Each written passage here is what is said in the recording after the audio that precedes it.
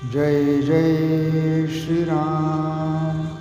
दैनिक प्रवचन नामयोगी श्री ब्रह्मचैतन्य महाराज। विषय शंका न ठेवता नाम घ्यावे।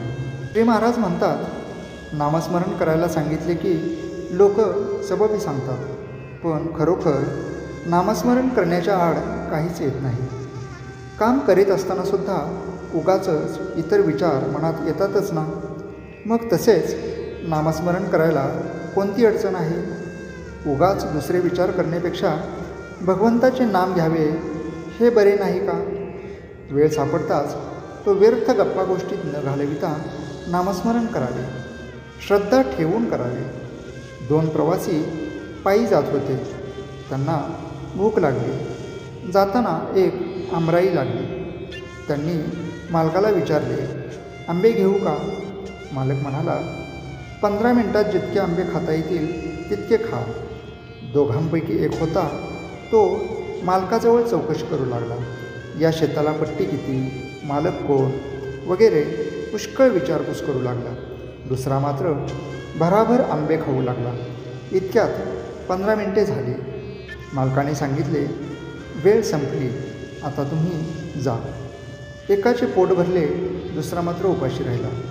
या गोष्टीवरून हे ध्यानात घ्यायचे की नुसते प्रश्न विचारण्यापेक्षा श्रद्धा ठेवून नाम घेऊ लागावे। नामाचा अर्थ आपल्याला जरी कळला नाही तरी तो भगवंताला कळतो, म्हणून नामाचे महत्त्व कळो वा न कळो नाम घेत राहावे। ध्रुवाने काय केले? नारद वचनावर विश्वास ठेवून नामस्मरण प्रेमाने करू लागला। तो इतर विचारांच्या शंका कुशंकांच्या नादी लागलाच नाही। एकतत्व नाम हेच त्याने धरले, म्हणून त्याला नारायण प्रसन्न झाला। संत निस्वार्थी असतात, ते तळमळीने सांगतात, त्यावर आपण श्रद्धा ठेवावी आणि नाम घ्यायला सुरुवात करावी आणि अखंड नामातच राहावे। नाम किती दिवस घेत राहावे? नाम सोडावेसे वाटत नाही तोपर्यंत ते घ्यावे। नामात रंगून जाईपर्यंत नाम घ्यावे। नामस्मरणात रंगला की नाम सुटणारच नाही। भगवंताचे नाम हेच श्रेष्ठ आहे। त्या नामात रंगेल तोच खरा। चरित्र विसरले तरी नाम विसरू नये, कारण नामात सर्व चरित्र साठविलेले आहे। ज्ञान, उपासना, कर्म वगैरे मार्ग आहेत, पण सर्वात नामस्मरण हे सोपे साधन आहे। एक मोठा किल्ला होता, तो अभेद्य होता।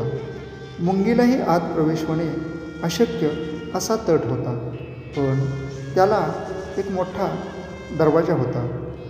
त्याला एक मोठे कुलूप होते। एकाला त्याची किल्ली मिळाली, मग प्रवेश सुलभ झाला। तसे नाम ही किल्ली आहे। परमार्थ कितीही कठीण असला तरी नामाने तो सुसाध्य होत असतो। नामावर प्रेम आणि श्रद्धा बसत नाही अशी तक्रार करतात। संत वचनावर विश्वास ठेवून अखंड नाम घ्यावे, त्यानेच समाधान होईल। आजचे बोधवचन, आपण रोज उठल्यावर भगवंताचे स्मरण करण्याचा नियम ठेवावा। स्नान वगैरे गोष्टी झाल्या तर कराव्याच, पण त्या वाचून अडून बसू नये। जय जय श्रीराम।